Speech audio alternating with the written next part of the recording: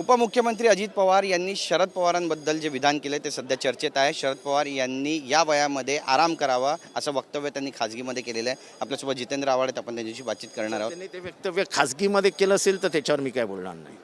सार्वजनिक केलंय का त्यांनी? म्हणजे असं टीव्हीवर नाही बोलले ते, पण 4 लोकांमध्ये बोलले अशी माहिती। 4 लोक कोण होती? सुयोगच्या कार्यक्रमामध्ये त्यांनी म्हणजे सुयोग म्हणजे पत्रकारांसमोर ते बोललेत। प्रश्न असा आहे की शरद पवार हा न आराम करणारा माणूस आहे। काल ते रात्री इथे 9:30-10 पर्यंत होते। 10 वाजता दिल्लीला गेले। सकाळी 7:30 वाजता का 9 वाजता त्यांची बैठक होती। त्याच्यानंतर ते कामाला लागले। मला 2004चा प्रसंग आठवतो, जेव्हा त्यांचं कॅन्सरचं ऑपरेशन झालं होतं। रक्त वाहत होतं, त्यांच्या तोंडातनं लाळ वाहत होती, अक्षरशः असं असं करून ते टिपावं लागत होतं। पण तरी डॉक्टरांकडे इच्छा व्यक्त केली की मला प्रचाराला जायचं आहे, मी प्रचाराच्या विना थांबू शकत नाही। डॉक्टर अस्वस्थ झाले की आता करायचं काय, यांना काय सांगायचं। तेव्हा प्रतिभा वहिनींनी बाहेर होत्या, त्यांनी येऊन, म्हणजे प्रतिभा वहिनींचा आज वाढदिवस आहे, त्यांना मी मनपूर्वक शुभेच्छा देतो। प्रतिभा वहिनींनी बाहेर येऊन सांगितलं की डॉक्टरांना त्यांना अडवू नका, त्यांना जाऊ द्या, हेच त्यांचं टॉनिक आहे, हेच त्यांचं औषध आहे। आणि शरद पवार बाहेर पडले। टेम्परेचर होतं 46 डिग्री, 46 डिग्री। जेव्हा 2019 साली ते पावसात भिजले तेव्हा तुम्हाला वाटलं नाही सांगावं असं की साहेब तुम्ही पावसात काय भिजताय, भिजू नका असे? आता अचानक तुम्हाला वाटायला लागलं की त्यांनी आराम करावा, आराम करावा, आराम करावा। कुठल्याही म्हातारा बापाला घराच्या बाहेर ढकललं जात नाही, त्या वेदना जास्त असतात आराम करण्यापेक्षा। आज त्यांच्या मनाला काय वेदना होत आहेत ना, ते त्यांचं त्यांना माहीत असेल। पण आपल्याच माणसाने आपल्याला घराच्या बाहेरचा रस्ता दाखवावा याच्यासारखं मोठं दुःख नाही जे शरद पवार आज बघतायत स्वतःच्या उघड्या डोळ्यांनी। तेव्हा शरद पवारांनी काय करावं आता, हा त्यांचा निर्णय ना। तुमचा तर निर्णय घेतला ना तुम्ही त्यांना बाहेर काढण्याचा। ते हुकुमशाह आहेत, ते लोकशाही मानतच नाहीत, ते मालकासारखे वागतात, त्यांना पक्षाबद्दल काही पडलेलीच नव्हती। हे सगळं तुम्ही बोललात ना तिथे, तुमचे वकील। तेव्हा तुमच्या मनात त्यांच्याबद्दल किती प्रेम आणि आस्था आहे ते आम्हाला इलेक्शन कमिशनमध्ये मी स्वतः अनुभवलं आहे, सुप्रीम कोर्टात अनुभवलं आहे। तेव्हा हे म्हणजे काय म्हणतात ना, पुतना मावशीचं प्रेम दाखवू नका। तुमच्या मनात खरं काय आहे ते आम्हाला एवढं वर्ष आम्ही तुम्हाला बघतोय, आम्हाला माहिती होतं, शरद पवारांना आत्ता कळलं। शरद पवारांची जी भूमिका आहे ती पक्षाला पुढे नेण्याची भूमिका आहे। मग अजित पवार यांची जी भूमिका आहे त्याबद्दल काय म्हणा? त्यांच्या भूमिकेबद्दल मला काही घेणं देणंच नाही, माझा आणि त्यांचा काही संबंधच नाही। ते शरद पवारांवर बोलले म्हणून मी त्यांच्यावर बोललो, बाकी त्यांनी त्यांच्या पक्षाचं आता काही करावं तो त्यांचा प्रश्न आहे। राज्य मागासवर्गीय आयोगातून ज्या पद्धतीने निरगुडे यांनी राजीनामा दिलेला आहे, शुक्रे प्रचंड दबाव होता, आम्हाला हे पाहिजे असं लिहून द्या, हे पाहिजे असं लिहून द्या, हे पाहिजे असं लिहून द्या। त्यांनी ते देण्यास नाकार दिला। जी अनौपचारिक अनधिकृत शिंदे कमिटी आहे, त्या शिंदे कमिटीचा काय संबंध? तेव्हा इथला जो जातीय खेळ खेळला जातोय हा फक्त राजकारणासाठी खेळला गेला आणि तो आता अंगाशी येतोय। 24 तारखेला मी आरक्षण देणार असं छत्रपती शिवरायांच्या चरणी डोकं ठेवून माननीय मुख्यमंत्र्यांनी सांगितलं होतं। माननीय मुख्यमंत्री कुठनं देणार आहेत आरक्षण? 50% आरक्षण तर ऑलरेडी फुल झालेलं आहे। ओबीसी मधनं आरक्षण देता येणार नाही ही आमची सगळ्यांचीच भूमिका आहे की ओबीसीच्या आरक्षणाला हातच लावू नका। मग तुम्ही आणणार कुठनं आता? का 50% हे बाउंड्री ही सर्वोच्च न्यायालयाने लावलेली आहे। मग तुम्हाला आणायचीच असेल तर नरेंद्र मोदींना भेटावं लागेल, नरेंद्र मोदींना सांगावं लागेल, प्रधानमंत्र्यांना विनंती करावी लागेल। प्रधानमंत्र्यांना तुम्ही केलीत आणि तुम्हाला दिलं की हरियाणा पेटला, पंजाब पेटला, सगळेच पेटले। जाट, गुज्जर या सगळ्या जात जमाती मागतातच ना काही ना काहीतरी।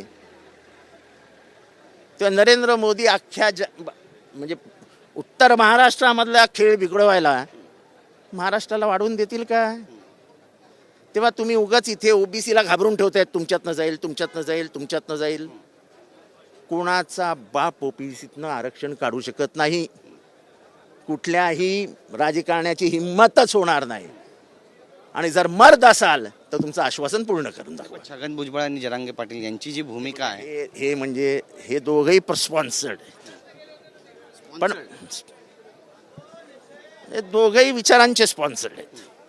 पण मला वाईट एकाच गोष्टीचं वाटतं भुजबळांचं, की भुजबळ हे परिपक्व नेते आहेत, मान्यता प्राप्त नेते आहेत, ओबीसीचे भारतातले काही निवडक नेते आहेत, त्यांच्यातला एक चेहरा आहे. आज ते मंत्रिमंडळामध्ये अनेक वर्ष आहेत. एखाद्या मंत्र्यांनी बाहेर येऊन काय बोलावं याला मर्यादा आहेत. आपल्या बोलण्यातल्या एखाद्या चुकीच्या शब्दाने जाळपोळ होणार नाही, खून मारामाऱ्या होणार नाहीत, ह्याची काळजी मंत्रिमंडळात बसलेल्या आपल्या भुजबळ साहेबांनी घ्यायला हवी. 164 कलम तेच सांगतं, आर्टिकल 164. तुम्हाला मुनगंटीवारांनी सल्ला दिला की मंत्रिमंडळात बोला. तुम्हाला विखे पाटलांनी तर सांगितलं राजीनामा द्या आणि मग बोला. कारण का कायद्याच्या कक्षेत बोलत असताना जो माणूस मंत्रिमंडळात असतो त्यांनी अशी वादग्रस्त विधानं ही जाऊन रस्त्यावर करायची नसतात. रस्त्यावरची लढाई वेगळी असते आणि इथली लढाई वेगळी असते. आता जरांगे पाटलांबद्दल बोलायचं झाले, तो ॲक्टिव्हिस्ट आहे.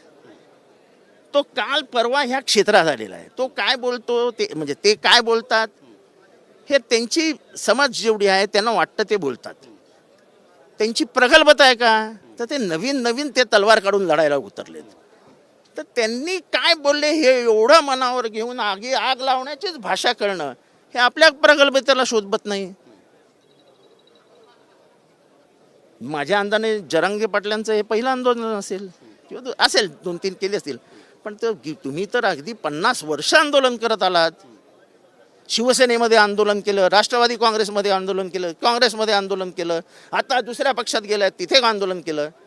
पण तुमच्यावर आता कॅबिनेटची मर्यादा आहे हे तुम्ही विसरता कामा नये. नक्कीच राष्ट्रवादीतून जे आमदार शरद पवार यांना सोडून गेले याची सुरुवात फार पूर्वीपासून झाली होती. एका आमदाराचा सुद्धा आता उल्लेख तुम्ही या ठिकाणी केला आहे, नाशिकच्या आमदारांचा, की ते जाणार होते. नाही.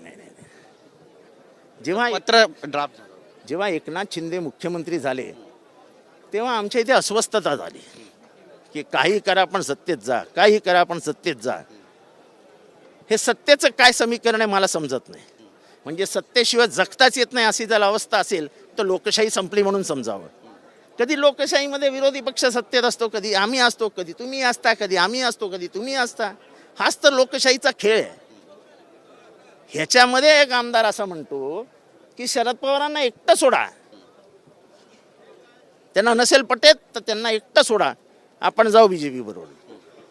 तो आमदार माझ्या बाजूला बसलेला होता. हे कधी एकनाथ शिंदे मुख्यमंत्री झाल्यानंतर. पण त्यावेळी भूमिका तर तशी घेतली नव्हती ना. त्यावेळी तर भूमिका घेतली होती पवार साहेबांसोबतच राहायचं आहे.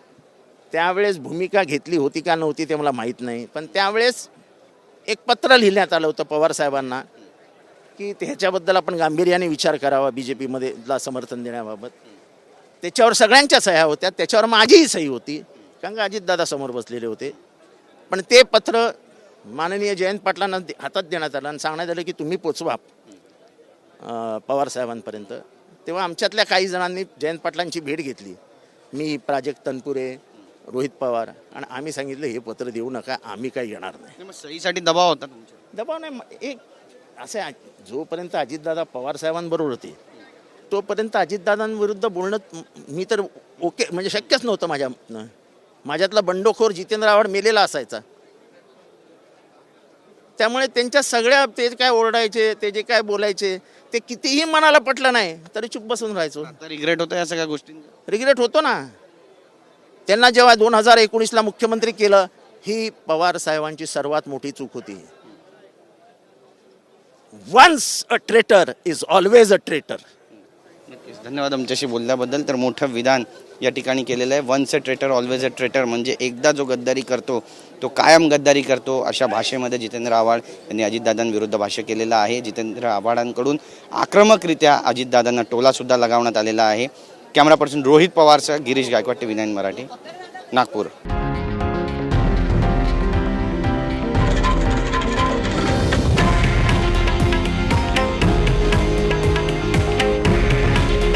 हे आहे देशातील नंबर 1 न्यूज नेटवर्क आणि आपण पाहत आहात TV9 मराठी.